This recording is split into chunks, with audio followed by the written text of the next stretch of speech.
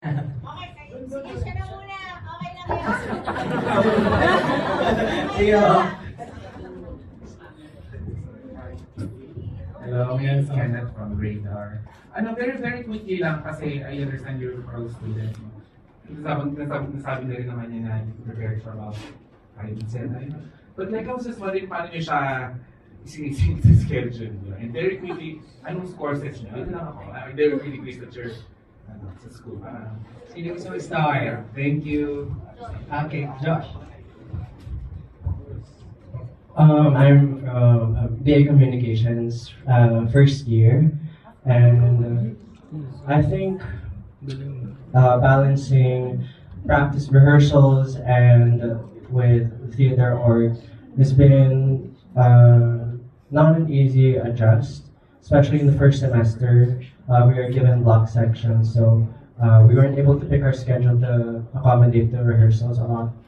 So, but we just make do, and just for me, whenever I'm out of rehearsals, I focus on work, and whenever I'm in rehearsals, it's just rehearsal. So everything that I do outside, I don't bring it in rehearsals.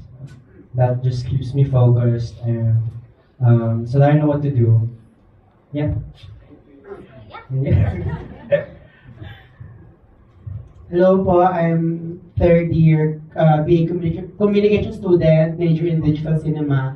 So sinisingit ko po to, di po ako kumukuha ng class beyond 4:30 p.m. para makapag-focus na po lalo dito sa rehearsal, sa mga workshops. Yun lang po. Hello po, ako po ulit. Ako po ay isang BS Tourism Management student. Ayun, same lang po sa answers nila. Ganon din naman po. Ano lang, kailangan mo lang i-manage talaga yung time mo. Kasi aside from doing ACADS and this one, ako rin po yung namamahala sa bahay namin. Anyways, yun, kailangan mo na i-manage yung time mo. And yun. And I think, malayo pa ako dun sa pagmamanage talaga, na super manage. Pero malayo na, pero malayo pa talaga. Hello po, ako naman BA Com Digital Cinema 4th year. Sa akin naman po, talaga ako, BA Org. Mas BA Org na ako kaysa sa BA Com. Pero, po, sa akin, nababalance ko siya in terms of pag-uwi talaga. Same with Josh. Iniiwan ko yung bango sa FCA. Hindi ko siya dadalhin sa bahay kasi mabigat talaga din siya. And, ayun, onting lambing sa mga kagrupo, sa research, ganyan. Babe, ano naman, ikaw muna dito, ganyan. So, ayun na.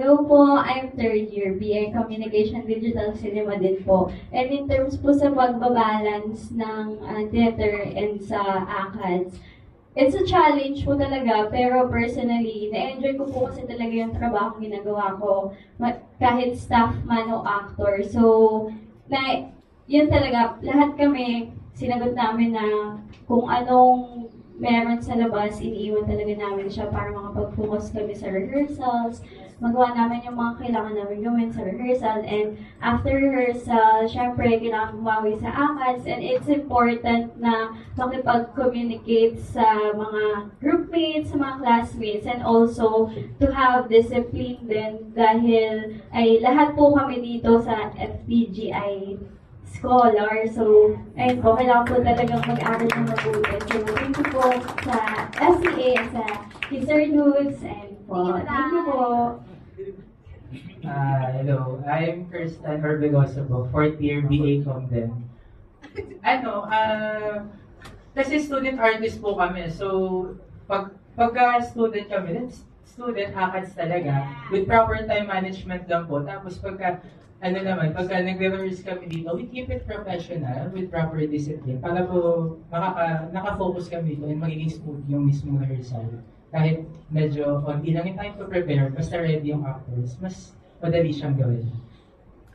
Thank you po na sagot sa mga question. Yung kaya po sa areas